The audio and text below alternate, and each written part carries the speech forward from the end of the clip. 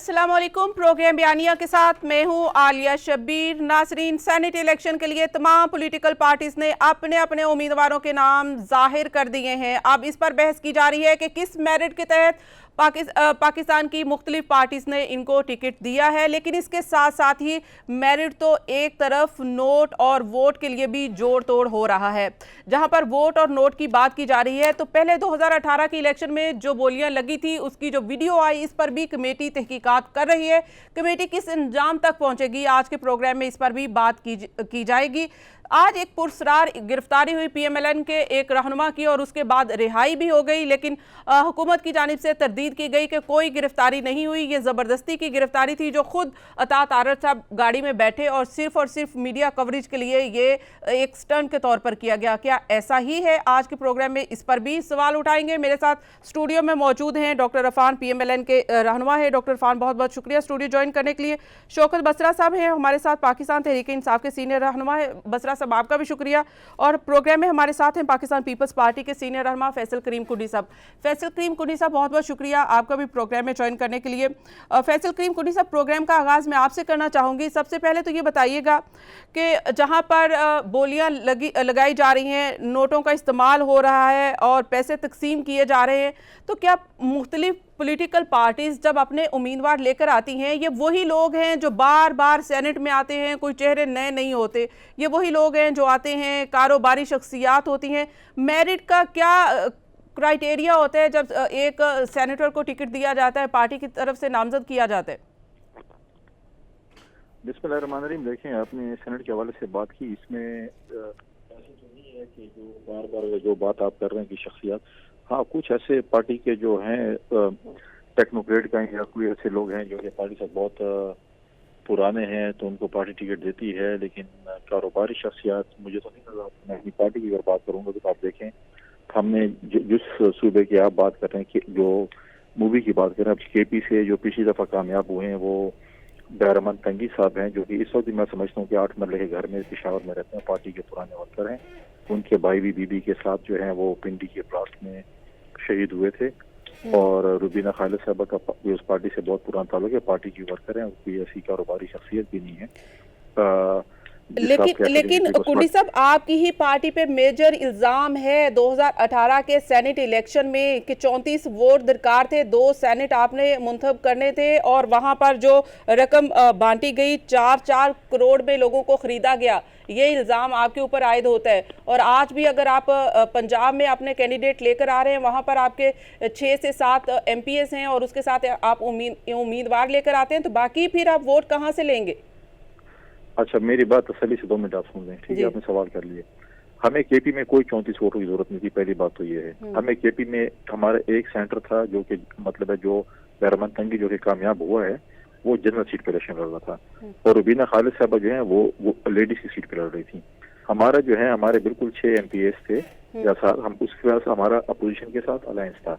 आज भी अगर आप पीडीएम को केपी में देखें तो मैं केपी के हवाले से बता सकता हूँ कि वो सिर्फ हमारे पास 41 सीट्स हैं इस वक्त भी पीडीएम की।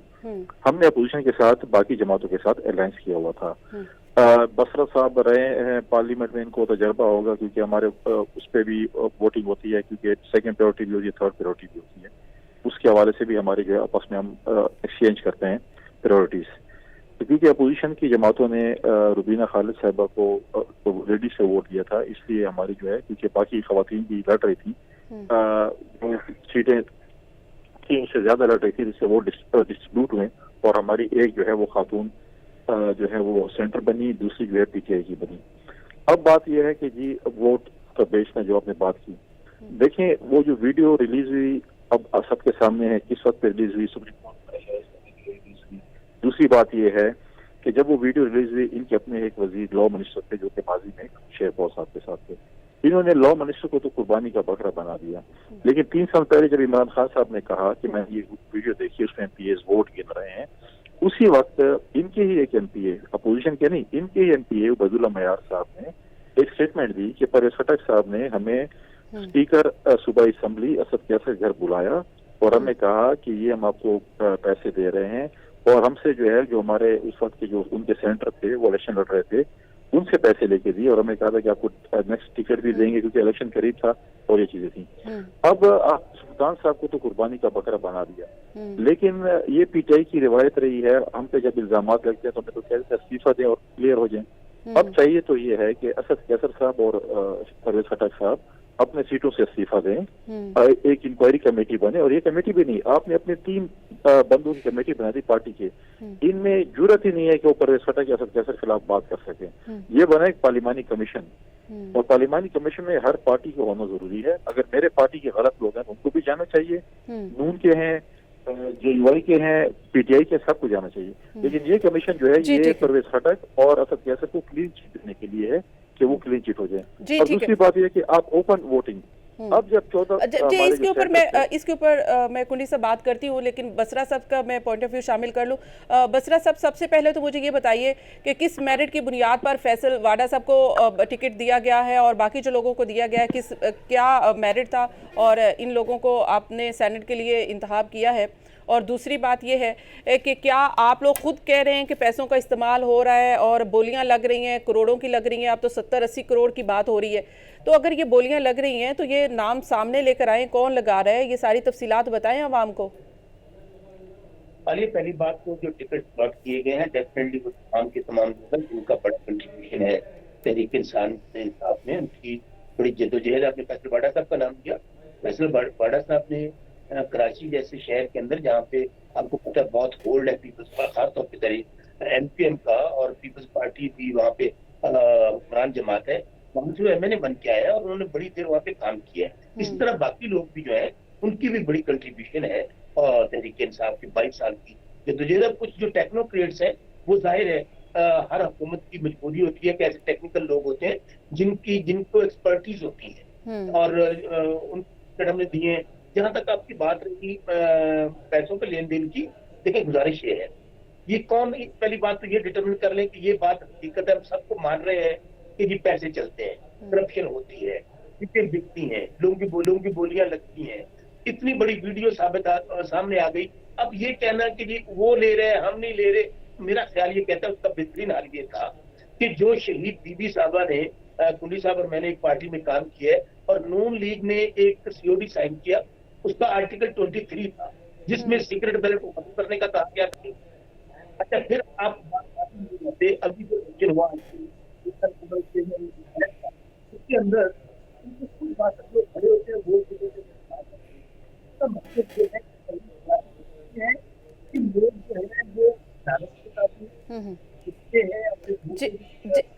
जी ठीक है बसरा साहब, यहीं से आपसे मजीद यहीं से कंटिन्यू करेंगे। डॉक्टर अफान, मुझे ये बताइएगा कि जाहिर है कि पीएमएलएन भी अपने सेनेट के उम्मीदवार लेकर आ रही है, तो ये तो तमाम पॉलिटिकल पार्टीज़ कर रही हैं, अपने पंजाब से ताल्लुक़ नहीं है, सिंध से ताल्लुक़ है, पंजाब में कैंडिडेट को लेकर आ रहे हैं, तो ये जोड़ तोड़ तो तमाम सियासी जमातें कर रही हैं कि जहाँ का उम्मीदवार नहीं भी है वहाँ से, ये तो आम सी बात है, तो पैसों का लेन देन भी चल रहा है। तो ये पीडीएम के प्लेटफॉर्म से आपको क्या लगता है कि पाकिस्तान तहरीक इंसाफ को कोई मात दे सकती है पीडीएम?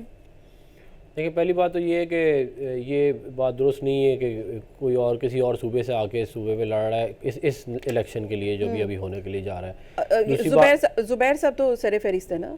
नहीं, जुबैर साहब ने वोट अपना इधर रजिस्टर करवा ली है। नहीं, लेकिन मैं लिस्ट की बात कर रहा हूँ, जो लिस्ट आई है उसके अंदर मुशाहिदुल्लाह खान, परवेज रशीद, तारड़ साहब, सादिया अब्बासी और साजिद मीर है। तो ये इसमें तो जो इस लिस्ट के हिसाब से, लेकिन जुबैर साहब ने जो रजिस्टर्ड करवाया अपना वोट, उनका मकसद नहीं है सेनेट इलेक्शन में आना। नहीं, वो तो मैं तो पार्टी की टिकट के ऊपर बात होगी ना, पार्टी ने टिकट अवार्ड कर दी है आज, और वो आपके सामने है कि नहीं, तो वो आज़ाद उम्मीदवार के तौर पे आ रहे हैं। नहीं, मुझे तो आप कोई भी अपना वोट रजिस्टर कर सकते हैं, आप अपना वोट कहीं भी चले जाहिर है, ये कोई रॉकेट साइंस तो नहीं है ना, कोई भी वोट रजिस्टर कर रहा है तो इसका मतलब तो यही है कि वो सेनेट की इलेक्शन कॉन्टेस्ट करना चाह रहा है। मैंने आपको बता दिया ना कि पार्टी ने लिस्ट इशू कर दी है, उसके अंदर उनका नाम नहीं है। अब हम उसके ऊपर बहस कर सकते हैं क्या हो सकता है क्या नहीं हो सकता, लेकिन बुनियादी बात मैंने आपको बता दी है। दूसरी अब बात आ जाती है पैसों की। देखिए, पैसों की बात जो है वो, आप जो वीडियो ये जो भी रिलीज हुई, मेरे भाई भी इसका जिक्र कर रहे थे, इसमें पैसे लेने वाले पीटीआई, पैसे देने वाले पीटीआई, वीडियो बनाने वाले पीटीआई, वीडियो रिलीज़ करने वाले पीटीआई, और उसके बाद ये कहते हैं कि सियासत गंदी है और सियासतदान गंदे हैं और यूँ होना चाहिए और ये होना चाहिए, मुझे पता होता तो मैं ये कर देता। भाई आपकी अभी ये फैसल वाडा किस तरह बनेगा, क्या कहते हैं सेनेटर, ये जो आपने बाकी सारे के सारे वो तो कौमी असेंबली से रिजाइन कर देंगे ना फैसल वाडा साहब। मुझे ये बताएं ना, क्या कहते हैं कि इन मतलब कि इसकी क्या लॉजिक है, और फैसल वाडा साहब की क्या क्वालिफिकेशन है? जाली डिग्री है, यूएस अमेरिकन नेशनल है, करप्शन का पैसा है। वो तो अभी मुझे बताएं कौन तो सी चीज है जो मेरिट के ऊपर आपने क्या कहते हैं बांटे हैं? हफीज शेख का कोई ताल्लुक नहीं है पीटीआई से, सानिया निस्तर का कोई ताल्लुक नहीं है पीटीआई से, वो लेकिन ये कोई बात नहीं, लेकिन ये कोई बात नहीं है ना। आप मतलब कि दुनिया को तो बड़े बड़े आप पहले आवाम को आप ख्वाब दिखाते हैं कि जी फ्रांस का निज़ाम, बरतानिया का निज़ाम, और उसके बाद जब दूसरों को आप बुरा भला कहते रहते हैं, रास्ते मदीना, और दूसरों को आप बुरा भला कहते हैं, और उसके बाद अपने पर आते तो आपके ये कारनामे कि आपने कारोबारी लोगों को, चोरों चक्कों को, ड्रग स्मगलरों को पूरे पाकिस्तान से निकाल के टिकटें बांट दी हैं। और उसके बाद ड्रग स्मगलर को दिया टिकट? ये ड्रग्स ये वाडा साहब से पता कराए ना इनके पास इतना पैसा कहाँ से आया है। ये ज्यादातर इनके जो फाइनेंशियर हैं वो यहाँ तो कोई ना कोई स्मगलिंग के अंदर इन्वॉल्व होगा, पता चल जाएगा। जाहिर है इलेक्शन कमीशन भी काम कर रहा है। दूसरी बात ये है कि एक बंदा जो कि अमेरिकन नेशनल है, आप दुनिया को सारे को कहते थे कि जी ये देखें जी ये तो नौकरी कर ली इन्होंने, देखें जी ये तो ख्वाजा साहब ने जो है वो नौकरी कर ली, देखें जी इनका तो इकामा निकला है। आपके तो नेशनैलिटियों वाले बंदे निकल आए हैं भाई, उनको तो आप कुछ कहते नहीं। साकिब निसार साहब जो अल्लाह ताला उनको जो है वो उनके मतलब गुनाह कम करे, उन्होंने हमारे 2 सेनेटर की ख़त्म कर दी सेनेटरशिप कि उनके वो ड्यूल नेशनल से, और इनके ऊपर कहते हैं कुछ भी नहीं कहा, ये जो फैसल वाट है।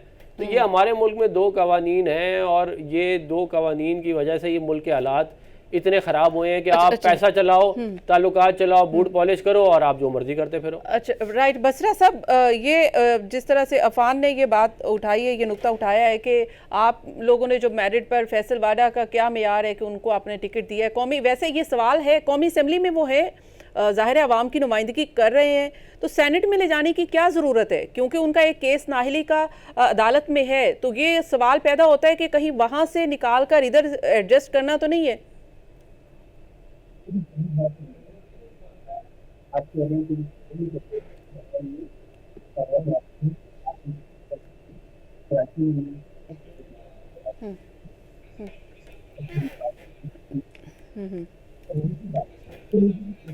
जी जी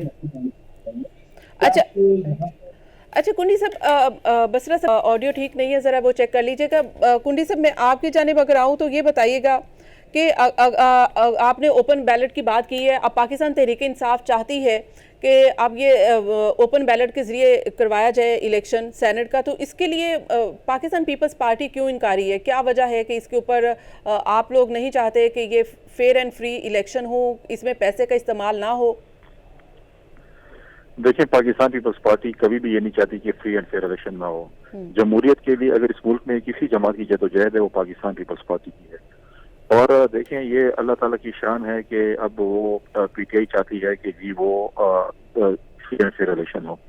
अगर बात की जाए तो आप मुझे बताएं कि सरवर खान जब पंजाब से सेंटर बने थे तो उनके पास कौन से फरिश्तों ने वोट डाले थे उनको, तो उनके पास उनके अपने मेंबर्स पूरे नहीं थे। जब इन्होंने 14 मेंबर खरीदे सेनेट के अदम एतमाद के लिए, उस वक्त ये नाच गा रहे थे, मिठाई तकसीम कर रहे थे, तो उस वक्त इनको एहसास नहीं था कि ये क्या कर रहे हैं। तो आज जब इनको पता है कि इनके मेंबर्स इनको वोट नहीं दे रहे, इनके मेंबर्स खुलेआम आ चुके हैं मैदान में, आप देखें जनूबी पंजाब से एमपी आ चुके हैं, उनमें जो इल्जाम लगाए हैं, फिर आप देखें कि डेरा गाजी खान से एमपी वज़ीर आला पे इल्जाम लगा रहे हैं कि वो लैंड माफिया का जो है सरगना है। हम नहीं कहते, कितने एमपी कहते हैं। फिर अभी बसरा साहब ने बात की, देखिए बसरा साहब को ये पता है कि वो एमपीए जो केपी से जो स्टेटमेंट दी है वो पीपल्स पार्टी का नहीं है, न वो नून का है न किसी और जमात का है, वो पीटीआई का एमपीए है। और हमेशा देखें परवेज खटक ने माजी में अगर आप देखें ज़ियाउल्लाह अफरीदी को कुर्बानी का बकरा बनाया, उससे वजारत छीनी, फिर उसने शौकत ज़ोहरी को कुर्बानी का बकरा बनाया, उससे जो है वजारत छीनी। अब जो है उन्होंने लॉ मिनिस्टर को सुल्तान को कुर्बानी का बकरा बनाया, उनसे मिनिस्ट्री छीनी। अब उनके अपने भाई लेकिन कुंटी साहब क्या मकसद हो सकता है? पाकिस्तान तहरीक इंसाफ क्यों चाहेगी कि वो अपनी जगह सही करे? माजी में इसके चैंपियन रहे हैं। आप देखें अपने भाई लियाकत खटक साहब नौशेरा में अब क्या कहते हैं, क्लिप्स निकालें अपने भाई के मुतालिक वो क्या कहते हैं, हम तो नहीं कहते ना। अब मसला ये है कि पीटीआई के मुतालिक अपोजिशन वाले नहीं कहते, ये पीटीआई के वाले अपने कहते हैं। अब चार्टर ऑफ डेमोक्रेसी की आप बात करें, ये अच्छी बात है कि एक अब चार्टर ऑफ डेमोक्रेसी को इन्होंने पीटीआई के भाइयों ने और बहनों ने तावीज बना लिया और अपने घरे में टांग दिए कि शीट नंबर 23 में ये लिखा है।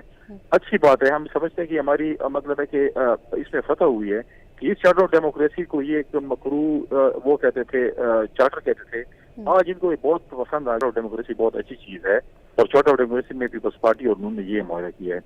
लिहाजा हम ये अब देखें ना कि आप ने बात की, अब ये अपने चहेतों को सेनेट में लाने के लिए डुअल सिटीजनशिप भी कबूल करते हैं। ये इमरान खान साहब थे जो 5 करोड़ रुपए को जो है वो गुनाह कबीरा समझते थे कि पार्लियामेंटेरियन को दे, खुद 50-50 करोड़ की बोली लगा के अपने पार्लियामेंटेरियंस के लिए फंड का ऐलान किया और उसके बाद फिर यू टर्न मारा कि नहीं मैं 50 करोड़ तो मैंने ऐसे ही कह दिया। अब वो कहते हैं कि मुझे रिश्वत ऑफर हो रही है। ये तो सुप्रीम कोर्ट में भी क्लियर हो गया ना कि कोई फंड तकसीम नहीं हुए, वहाँ पे भी क्लियर हो गया। सुप्रीम कोर्ट ने उस पर एक्शन लिया तो इन्होंने यू टर्न मारा कि हम कोई फंड नहीं दे रहे, वरना इन्होंने अपनी पार्लिमानी पार्टी में ऐलान किया था क्योंकि इनके मेंबरान खफा हैं, इनको फंड नहीं मिले पिछले 2-2.5 सालों से, इनके काम नहीं हो रहे, वो हल्कों में जाते हैं क्योंकि इनकी जो काबीना है सारी वो इम्पोर्टेड काबीना है, डुअल सिटीजन है। अब वो अपने चहेते डुअल सिटीजन को जो है सेनेट में एडजस्ट करने के लिए डुअल सिटीजनशिप का भी उसमें लाना चाहते हैं कि ये भी कानून भी खत्म हो जाए। देखिए माजी में जो चीज गुनाह कबीरा थी वो आज जो है मदीना की रियासत में हलाल हो चुकी है। जो बातें इन्होंने की है वो हलाल करना चाहते हैं। जी ठीक है, बात ये है, हम अभी भी कहते हैं हमारे पीटीआई के दोस्ती से पीछे जाता है। हम कहते हैं पार्लिमानी कमीशन बनाया गया है जो इंक्वायरी करे, जो केपी में जो वोटिंग का जो चक्कर हुआ है उसमें इंक्वायरी की जाए कि कौन ठीक है कौन गलत है। अब उसमें इखलाकी जुर्रत का मुजाहरा पहले ये करें, अगर इनमें इखलाकियात है, अगर ये ताबेदार नहीं है और ईमानदार हैं तो फिर ये करें कि परवेज खटक और असद कैसर से इस्तीफा लें। पहले वो अपने आप को कमेटी के सामने क्लियर फवाद करें। चौधरी साहब की आपने सुना ही होगा, उन्होंने कहा कि ये उनकी क्या औकात, जिनके ऊपर इल्जाम लगे हैं वो अगर परवेज खटक के ऊपर इल्जाम लगाएंगे तो उनकी क्या औकात। परवेज खटक का तो सवाल ही पैदा नहीं होता कि वो इस तरह किसी में मुलविस होंगे, और ना ही ये स्पीकर हाउस जो इंक्वायरी कमीशन में मेंबर बैठे हैं वो पहले कंट्रोवर्शियल बन गया है, उसकी जरूरत ही नहीं है कि परवेज खटक के खिलाफ बात कर सके। परवेज खटक वो शख्स है जिसने कहा कि मैं इमरान खान के मेरे बलबूते बैठे मैं उसको किसी वक्त नहीं निकाल सकता हूँ। तो आप खुद देखेंगे परवेज खटक कितना अपने आप को जो है मजबूत बंदा समझते हैं। इसका जो है जुडिशियल इंक्वायरी हो जाए और पार्लिमानी कमीशन कायम हो। सही, बिल्कुल सही है। ये तो फिर बेमानी इंक्वायरी हो जाएगी। अगर ये वन साइडेड हुई तो जाहिर है कि ये मात तो है, तो अगर ये वन साइडेड इंक्वायरी, अगर आपने चोरों की इंक्वायरी के लिए डाकू को बिठा दिया तो क्या इंक्वायरी। सही, यहाँ एक शॉट शामिल करनी है। ब्रेक के बाद जब हम वापस आएंगे तो शौकत बसरा साहब के पास जाएंगे और इस सवाल का जवाब लेंगे। Keep watching.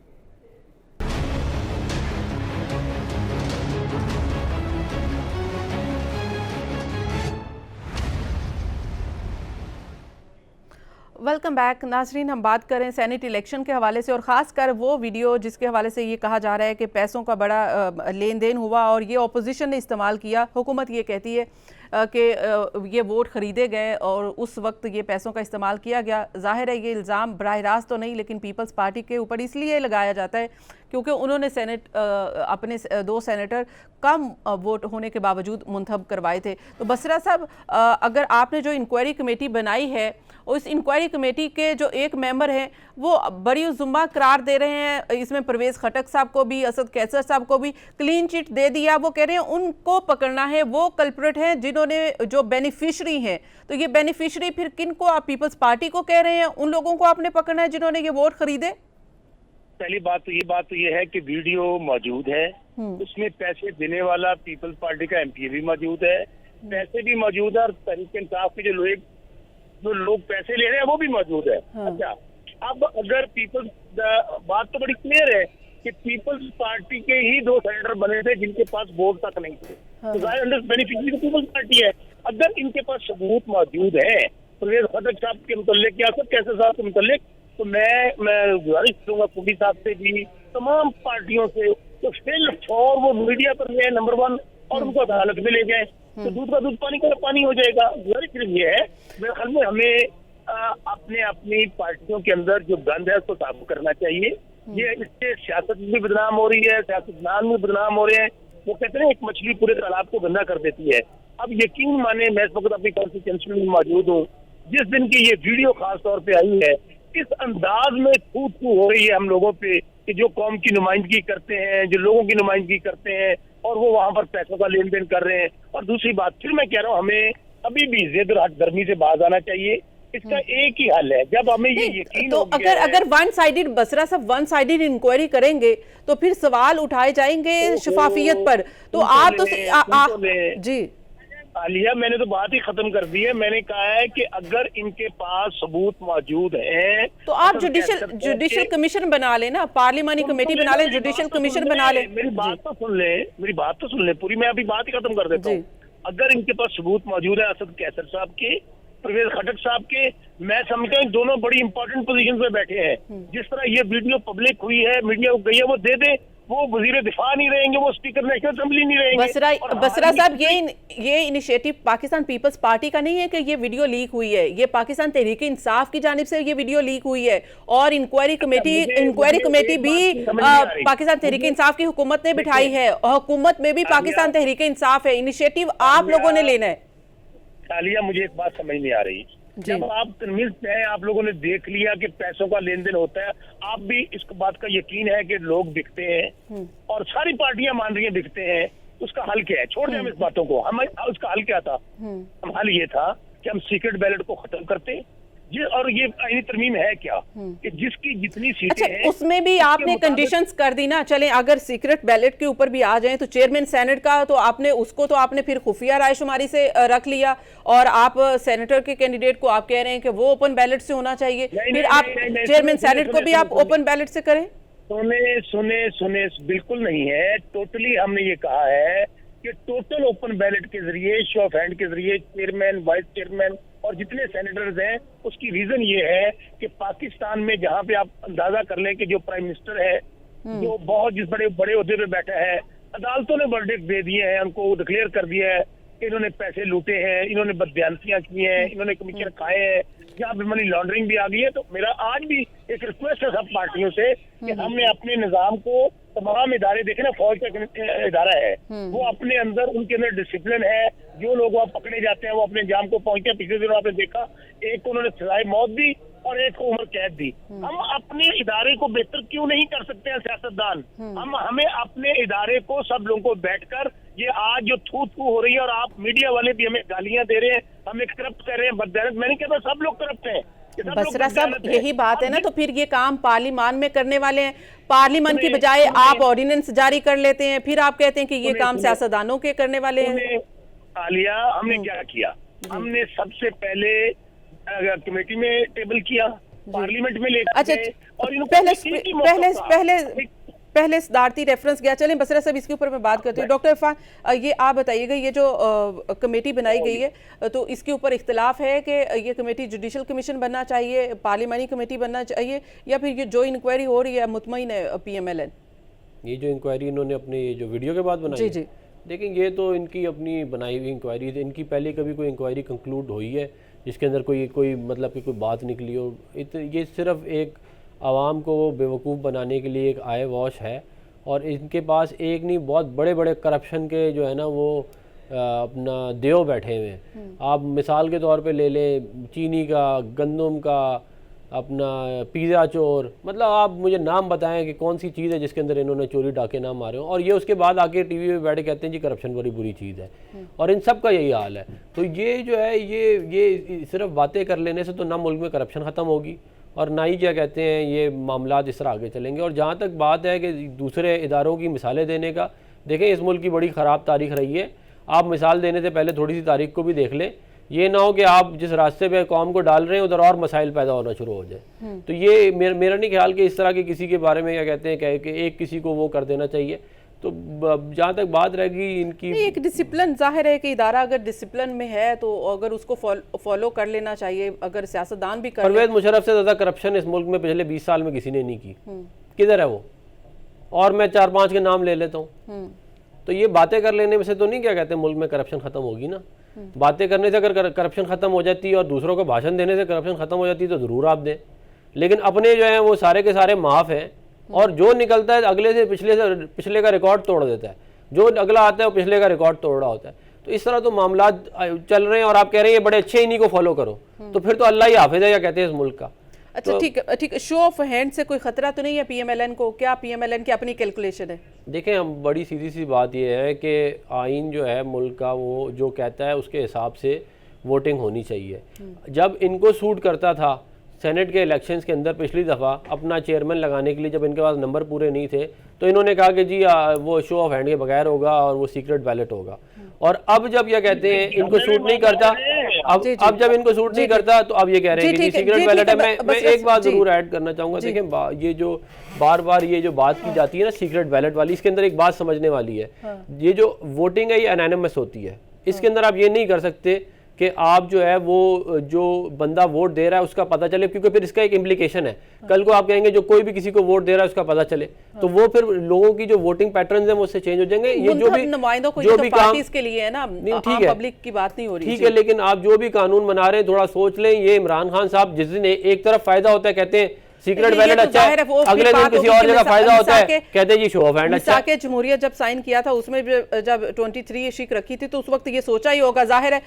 बसरा साहब आप कमेंट कर दीजिए, फिर ब्रेक पर जाना है, मैं फिर कुंडी साहब की जानिब आऊंगी। जी बसरा साहब, जी बसरा साहब आपको, बसरा साहब आवाज आ पूछे जी जी जी बसरा साहब आप कुछ बात करना चाह रहे थे, ब्रेक पर जाना है, आप जल्दी से अपनी बात कंप्लीट कर लीजिए। ये जो बात कर रहे हैं ना, इनकी बात मेरी तो समझ से बाहर है कि एक हट धर्मी, यानी कि इनका तो क्योंकि इनका फर्ज है ना, इन लोगों ने पैसे बनाए हुए हैं, इन लोगों ने माल कमाया है, इन लोगों ने नोटों की गड्डियां भर के, ऐसे तो नहीं अरबों खरबों के मालिक बन गए। इनको पता है कि हम लोग पार्टी फंड के नाम पे, दूसरे नाम पे तो वो पैसे इकट्ठे करने हैं। मैं आज भी इनको कहता हूँ, अगर इनमें ये आइंदा से सियासत करना चाहते हैं या सियासत को करप्शन से पाक करना चाहते हैं, और सियासत तो देख, मैं फिर कह रहा हूँ डॉक्टर अफरान तो ये काम नहीं करता, कुंडी साहब ये नहीं करते। एक मछली पूरे तालाब को गंदा करके जिन लोगों ने ये किया है इसमें तो बदनामी का बायस बन रहे हैं। तो पीपल्स पार्टी की या नून लीग की क्यादत, अगर उन्होंने माल नहीं कमाना, उन्होंने पैसे इकट्ठे नहीं करने हैं, तो मुझे बताएं इसमें क्या बात है, इसको खत्म करें हम लोग। और ये तमाशा जो लगा हुआ है और जो आज शोज हो रहे हैं हमारे ऊपर, ये होना बंद हो जाएंगे। राइट, यहाँ पे ब्रेक शामिल करनी है, मजीद ब्रेक के बाद की पहुंची।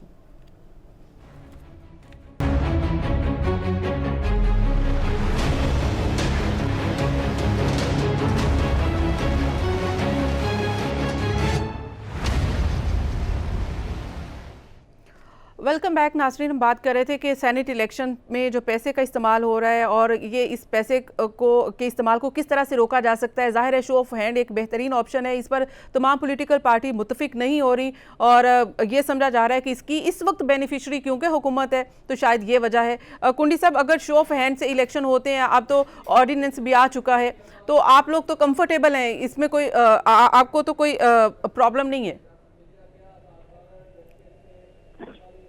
देखिए, बात यह है कि बसरा साहब भी, मैंने पहले ही कहा था, माजी में पार्लियामेंटेरियन रहे हैं, आपके लिए काफी एक माजी का तजर्बा है।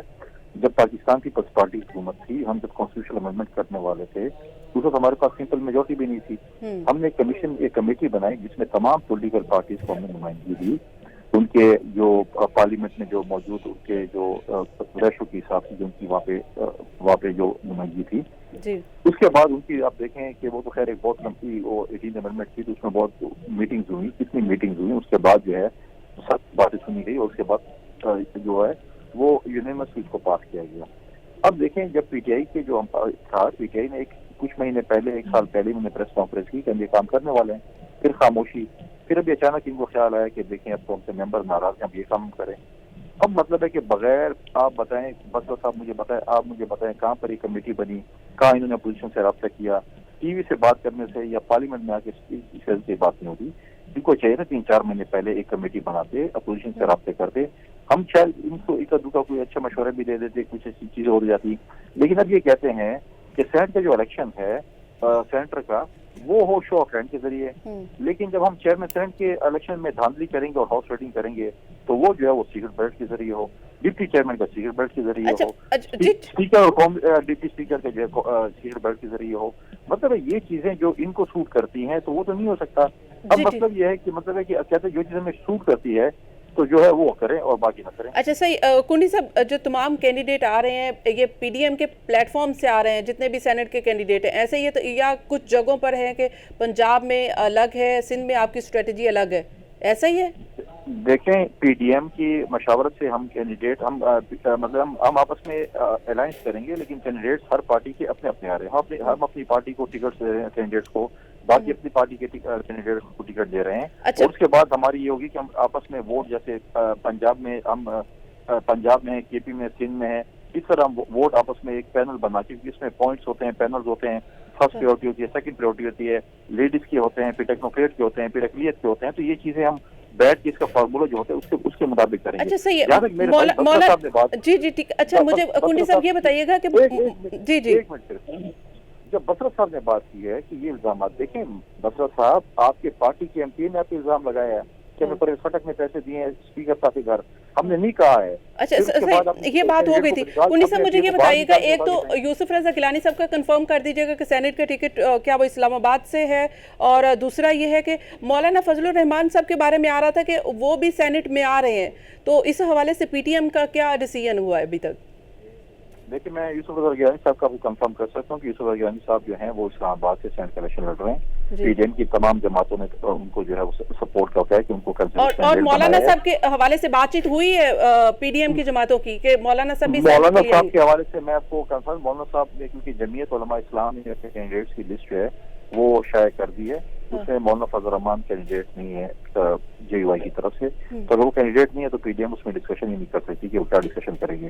तो ये चीजें हैं जो आपके सामने मैं बहुत शुक्रिया कुंडी साहब। डॉक्टर अफनान, मैं आपकी जानिब आऊंगी और आप बात करना चाहूंगी कि आज हमने देखा है कि आज अताउल्लाह था। जी बसरा साहब बात कर लीजिए। देखिए मैं आपसे कह रहा हूँ, कुंडी साहब ने कुछ पॉजिटिव बातें की है, मैं अभी भी कह रहा हूँ कि ये जो 2-3 बातें हो रही हैं कि इलेक्शन रिफॉर्म्स के हवाले से हों, जुडिशियल रिफॉर्म्स के हवाले से हों, खारजा पॉलिसी के हवाले से हों, उसके लिए बेहतरीन फोरम अनडाउटेडली वो पार्लियामेंट। और प्राइम मिनिस्टर ने क्या कहा है, उन्होंने कहा स्वाए कि आप जो एहतसाब के हवाले से एनआरओ लेना चाहते हैं, जो आपने 38 क्लॉजेस दे दी थी कि अच्छा, लेकिन बसरा साहब फिर बात लंबी हो जाएगी, क्योंकि मुझे आज पंजाब में एक अहम डेवलपमेंट के हवाले से भी बात करनी है। बात ये थी कि फिर अगर आप ऐसी कोई लेजिस्लेशन करना चाहते थे तो उसके लिए आपने क्या कोई पार्लियामानी कमेटी का इजलास जो है वो शुरू किया, कोई बुलाया? सुने बड़ा इंपॉर्टेंट सवाल किया आपने।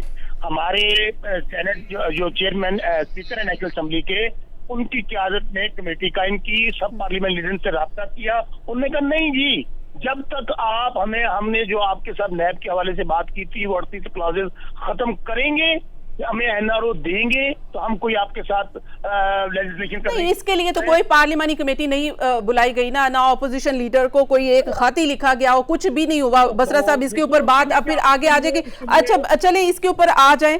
आज जो अताउल्लाह तारड़ साहब की गिरफ्तारी हुई है, आपने कह दिया है कि ये सिर्फ और ड्रामा था, ये गिरफ्तारी जो है वो खुद करवाई गई है, कैसे आप कह सकते हैं? ये तो वीडियो मौजूद है। इंटरेस्टिंग गिरफ्तारी है, क्या इंटरेस्टिंग गिरफ्तारी है? क्या उसकी कोई एफआईआर कटी, क्या कोई मुकदमा दर्ज हुआ? नहीं, तो वो आप पुलिस की गाड़ी में बैठ के जा रहे थे ना, बैठे थे ना, क्या हुआ है? वो बड़ी इंटरेस्टिंग बात हुई है। इसको कहते हैं मीडिया के साथ खेलना। मीडिया जो है ये अब हम जैसे कहते हैं ना, पहले 4 पिलर थे स्टेट के, अब मीडिया बहुत अहम खिलाड़ी है, मीडिया बहुत अहम पिलर है। तो क्या जरूरत थी खुद ही गिरफ्तारी देकर, ये क्या जरूरत थी? उन्होंने क्यों किया? उन्होंने देखिए इलेक्शन सर पे है, बड़ी विक्टिमाइजेशन हो रही है, जुल्म हो रहा है। अच्छा चले जी ठीक है। अच्छा चले डॉक्टर अफनान से इसका जवाब ले लूं मैं, आपकी जानिब 1-2 क्वेश्चन है फिर लूंगी। डॉक्टर अफनान, ये जो जैसे कि अभी आपने बसरा साहब को भी सुना, डॉक्टर फिरदौस आशिक अवान ने भी इसके पंजाब हुक्मरान है, उन्होंने भी कहा कि ये सिर्फ और सिर्फ ये एक सियासी स्टंट था जिसको इस्तेमाल किया गया, कोई एफआईआर नहीं है तो गिरफ्तारी कैसी, और जब गिरफ्तारी नहीं हुई तो रिहाई कैसी? देखें, वो जो वीडियो है उसमें बड़ा क्लियर है कि पुलिस ने उनको जो है वो एक वैन में वो डाला हुआ है और वो उनको लेके जा रहे हैं, और पुलिस जो है वो कंट्रोल जो है वो सूबाई हुकूमत करती है, और सूबाई हुकूमत किसकी है सारा पाकिस्तान जानता है। तो अब इसके अंदर अब ये कह देना कि जी खुद किया, ये किया, मतलब कि ये तो इसका क्या बंदा क्या कहते हैं। अब मसला ये है, मैं पहले भी वाली बात कह चुका हूँ कि इस मुल्क का अलमिया ये नहीं है कि हमारी इकॉनमी ठीक नहीं है, इस मुल्क का अलमिया ये भी नहीं है कि हम करप्शन है या नहीं है। इस मुल्क का अलमिया सबका सबसे बड़ा ये है कि वज़ीर आज़म से लेके नीचे सारे वज़रा और सब झूठ बोलते हैं, और इतना झूठ बोलते हैं, सुबह शाम झूठ बोलते हैं कि मतलब कि, और समझते हैं कि झूठ बोल बोल के मुल्क में गुड गवर्नेंस आ जाएगी। आप मुझे एक बात बताइए, और ये अगर सिर्फ एक दिन रख लेना हफ्ते का जिसके अंदर ये सच बोलें तो शायद वाकई इस मुल्क के अंदर कुछ तब्दीली आ जाए। ये इमरान खान साहब की कौन कौन सी मैं आपको बातें, या इनके जो आसपास लोग बैठे हैं, कौन कौन सी मैं बातें आप इनकी निकाल के एक टाइम पे एक बात बोलते हैं, अगले टाइम पे एक और बात बोलते हैं, फिर एक और टाइम पे वो पुरानी वाली बात बोलना शुरू कर देते हैं। तो इनकी बात के ऊपर तकरीबन हर दौर में ही देखा है, जिसकी हुकूमत आती है ऑपोजिशन में कुछ और है, हुकूमत में कुछ और। नहीं देखिए, मेरा ये ख्याल है कि आपको इसको जो है वो बड़ा इसको सब्जेक्टिवली इसको मामले को देखना चाहिए। इमरान खान का कोई मुकाबला नहीं है, ना करप्शन के अंदर ना झूठ बोलने के अंदर।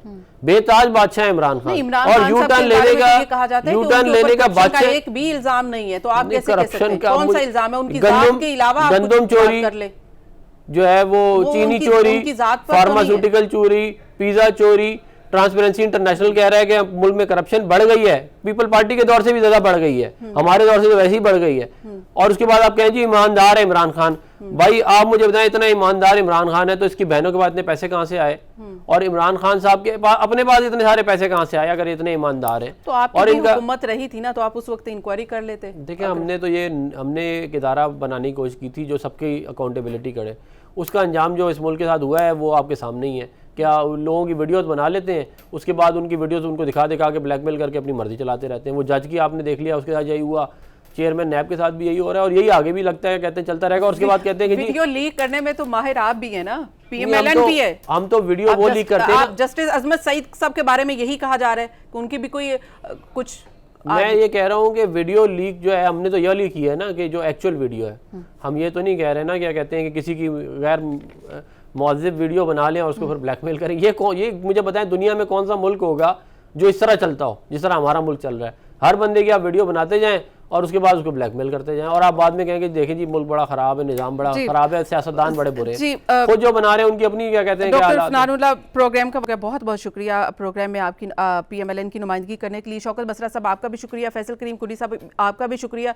नाज़रीन, सेनेट के इलेक्शन है, इस हवाले से पैसे का जो भी हेर फेर है, जो भी लेन देन है, जो भी बोलियां लगाई जा रही हैं, ये तो एक तरफ है, लेकिन सियासत जो बदनाम हो रही है, जो सियासत का नाम ख़राब हो रहा है, ये यकीनन सियासतदानों को इस पर सोचना चाहिए, संजीदगी से गौर करना चाहिए कि सियासतदानों का नाम बदनाम हो रहा है। और पाकिस्तान पॉलिटिकल जो पार्टीज़ हैं उनको भी इस पर सोचना चाहिए कि अवाम उनके बारे में क्या राय रखते हैं। आखिर उनको अवाम के पास ही जाना है। आज के प्रोग्राम से मुझे दीजिए इजाज़त। अल्लाह हाफिज़।